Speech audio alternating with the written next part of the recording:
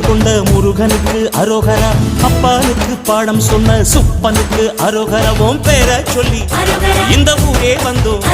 உன்னை தேடி வந்து எங்க உள்ள முருகிய வேண்டி நின்றோம் வேலையா. முருகன் தானையா